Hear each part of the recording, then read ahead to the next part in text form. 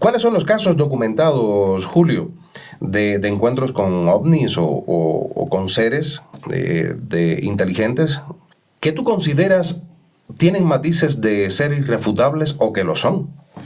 Bajo la misma lógica que comentamos hace un momento de que por la abundante documentación que existe, por la abundante cantidad de testigos, ya no se puede negar que ocurrió. Voy a comentar un par de casitos que... No, hablar de casos es hermoso, claro, porque de ahí se puede sacar mil cosas. Pero hay dos en Perú y dos en Brasil que a mí me parecen interesantísimos, que yo voy a poner a consideración de todos los que nos están viendo para que puedan revisarlos. El primero, vamos a ir un poco de adelante hacia atrás. El primero ocurre en el 2015. Recientemente. Sí, no es mucho. En Pucallpa, en Perú. ¿Qué pasa en Pucallpa? La comunidad empieza a reportar la aparición de luces, orbes, aparentemente vehículos que sobrevolaban los caseríos y que asediaban a las personas. Entonces Pucallpa se autoimpone un toque de queda para no salir por las noches porque tenían miedo. Claro. Esto trasciende a un nivel de que las propias autoridades de la localidad piden auxilio al gobierno central para que, junto a la policía y a las Fuerzas Armadas, vayan a Pucallpa, por favor, a ver qué está pasando porque no pueden vivir en paz. Y de este caso no solo que hay documentación, sino que hay un proyecto periodístico de unas chicas que desde Lima viajaron a Pucallpa, escépticas. Ellas fueron y dijeron, vamos a ver qué pasa, bueno, estamos estudiando periodismo, vamos, está interesante. Claro, ¿no? la aventura. Fueron y grabaron muchísimos ovnis. Estuvieron ahí, existen las grabaciones, están en la red, están en el internet, lo pueden buscar. Y esto está documentado, hay memorandos de las autoridades pidiéndose apoyo entre sí, organizando operativos y bueno, tal. Entonces Pucallpa a mí me parece un caso muy, muy interesante sobre cómo no se puede refutar a estas alturas que eso no ocurrió porque hay documentación, hay testigos, mil cosas. Bueno. Y está ya certificado de que no es un montaje, no es una edición de video, ni mucho menos. Nadie ha podido probar que sea una edición. Recordemos que para el 2015 no teníamos la inteligencia artificial como la tenemos ahora. Claro.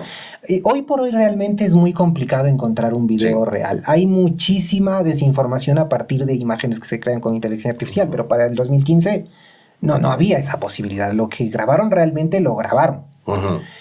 Y si en el 2015 era difícil, imaginemos cuán difícil era en 1980. Mucho ¿Y más. por qué me refiero a 1980? Porque en 1980 pasa en las afueras de Lima, en La Joya, lo que precisamente se titula como Caso La Joya. Aquí el protagonista es el comandante Óscar Santamaría, a quien tuve la oportunidad de conocer hace un año en un congreso ufológico aquí en la ciudad de Cuenca.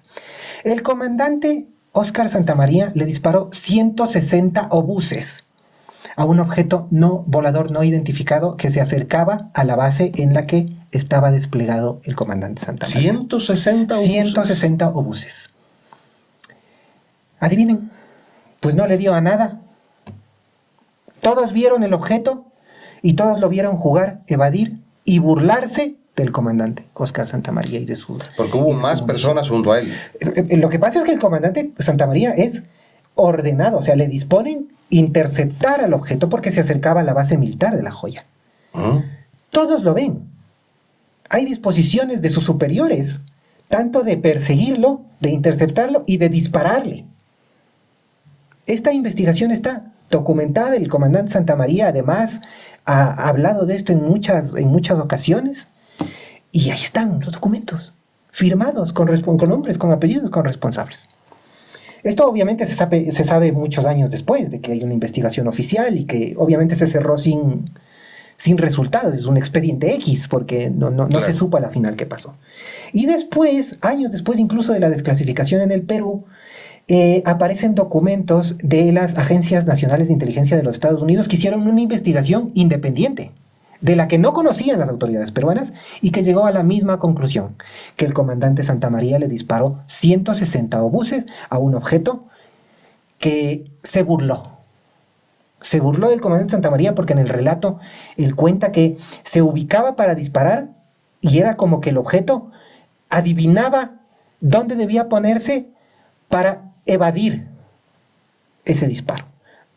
Mientras el comandante Santamaría pensaba hacia dónde disparar, el objeto ya sabía dónde ponerse para no recibir el disparo. 160 veces. Y yo que conocí al ex comandante ya Santamaría, puedo decir que más allá de lo que uno ve en documentos, escuchar a una persona contar esto, definitivamente uno le da luces de qué es lo que realmente pasó o si está o no diciendo la verdad. Y el comandante Santamaría no solo que no está mintiendo, él relata con, disculpen lo coloquial de la expresión, con pelos y señales cómo fue todo. Él puede pasar 3 horas contándonos cómo pasó de un punto al otro y cómo intentaba disparar y cómo este objeto se movía a velocidades increíbles, escapando a todo fuego que había desde la aeronave del comandante Santamaría. Estos casos en Perú. Imaginemos 1980. Brasil es otro país hermoso en cuanto a avistamientos, a relatos. En Brasil ocurrió, también vamos un poquito de lo más reciente hacia atrás. En 1986, la famosa Noche de los OVNIs. ¿Qué pasa?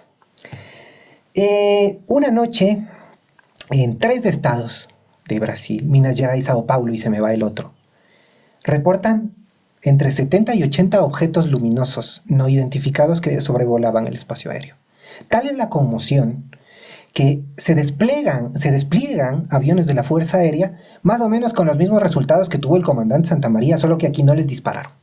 Pero nunca los pudieron alcanzar, nunca pudieron identificarlos visualmente porque era imposible con la tecnología que contaba la Fuerza Aérea en ese entonces, incluso ahora. ¿Qué pasa en la noche de los ovnis? Que a los 3 días convoca una rueda de prensa el ministro de Defensa. 3 días después de esa noche. Un par de días, 3 días después, convoca una rueda de prensa porque son 3 estados que vieron muchos ovnis de esa noche. Algo parecido a lo que ocurrió hace unas semanas en los Estados Unidos. Solo que acá sí no había ninguna explicación probable. Y en ese entonces no habían drones. Claro. ¿Y qué es lo que dice el ministro de Defensa?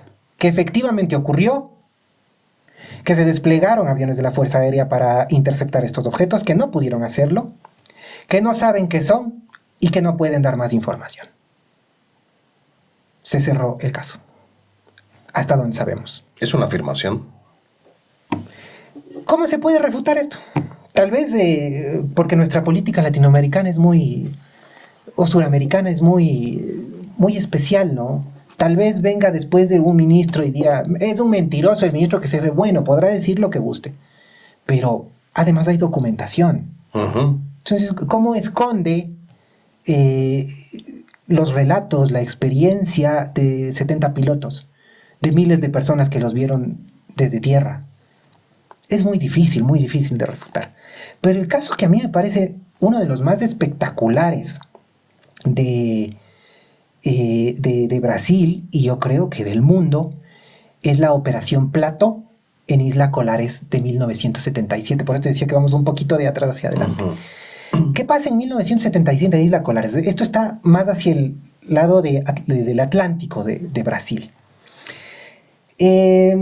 Más o menos como pasó en Pucallpa, la comunidad empieza a reportar que hay luces que están merodeando en las inmediaciones del pueblo y que a diferencia de Pucallpa no solo están asediando a las personas, sino que las están atacando con haces de luz, con orbes de luz disparados desde estos orbes más grandes. Y la cuestión es que no es que solo se dice que están siendo atacadas las personas. Conforme se va transcurriendo este caso, empiezan a haber reportes de los hospitales públicos y los centros de salud del sector, porque las personas que dicen haber sido atacados llegan con una especie de anemia, como que habían perdido mucha sangre, y son tratados. Pero no hay explicación. Primero, no hay explicación para su estado, y segundo, no hay explicación para el número de personas que reportan y que aquejan este problema. Entonces, imaginémonos que ya empiezan a haber enfermos. Y al enfermo le dicen, ¿pero qué le pasó? Me atacó un ovni. ¿Y ahora qué hacemos, Dios mío? Enseguida se organiza una operación militar de entre 60 y 90 soldados de la Fuerza Aérea que son dispuestos en Colares para que investiguen. Hacen una investigación de aproximadamente 30 a 45 días. Y un día se levantan, guardan todo y se van. ¿Qué pasó? Muchos años después, gracias a las gestiones de uno de los más grandes ufólogos que ha tenido Sudamérica, que Dios goce, Ademar Yevaert, se desclasifica, logra que se desclasifiquen los informes de la Operación Plato. Y una de las cosas más increíbles que muestran estos informes es el relato de unos soldados que iban en un bote explorando, pues a ver qué eran estas luces, y se encuentran con uno de estos objetos que se les acerca y a pocos metros de la embarcación se abre. Y de la embarcación sale una persona. Eso del objeto. Sí, sí.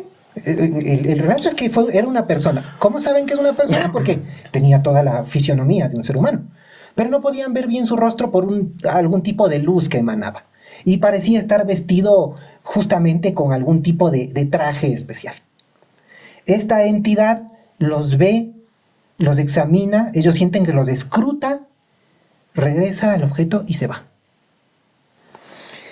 Este informe es corroborado por el teniente coronel que encabezó las operaciones, que estuvo a cargo de todo en la isla Colares, en la Operación Plato, y que era el teniente coronel Jolanda Lima. Este teniente coronel, después de algunos años también, efectivamente, cuenta que así fue, da una entrevista en un medio de comunicación, ahí está la entrevista en YouTube, y pues relata que efectivamente así es. Que eso pasó y que hay otros relatos igual de increíbles que él conoce y que, bueno, pues irá contándolos. Ahora que en ese entonces decía, bueno, estoy retirado, ya estoy viejo, me he retirado, voy a hablar. Y bueno, corrobora que así fue. Lo que dice el informe es real porque la persona a cargo del operativo dice que así fue. Ahora viene lo extraño. A los pocos días de dar esta entrevista, Jolanda Lima es encontrado muerto en su departamento por un aparente suicidio. Y hasta ahí se supo qué pasó con la Operación Plato en el 77 en Isla Colares. Entonces, pues, ¿cómo se refuta todo esto? A partir de ahí, ¿se sumió en el silencio el caso? Son los ufólogos los que han procurado avanzar en esto, ¿no? Bueno, lo que yo les cuento aquí es algo que pasó en mucho tiempo, ¿no? Primero era el mito, era claro, la leyenda, después vino el documento desclasificado que dice, no, pues si algo ha pasado aquí. Después, muchos años después, vino el relato de Jolanda Lima, que después falleció. Entonces esto pasó en mucho tiempo, pero es la información que tenemos hoy. Quien quita que después se sepa algo más, ¿no? Pero ¿cómo se refuta esto? ¿Cómo se refuta el caso del comandante Santa María? ¿Cómo se refuta la noche de los ovnis? ¿Cómo se refuta el caso de la Operación Plato? Es muy difícil, es realmente muy difícil, a menos que cuando se refute estas hipótesis, pues se plantee más bien que son de otra naturaleza los objetos que ahí estuvieron. Por ejemplo, alguien podrá decir, no, pues eran tecnología militar clasificada.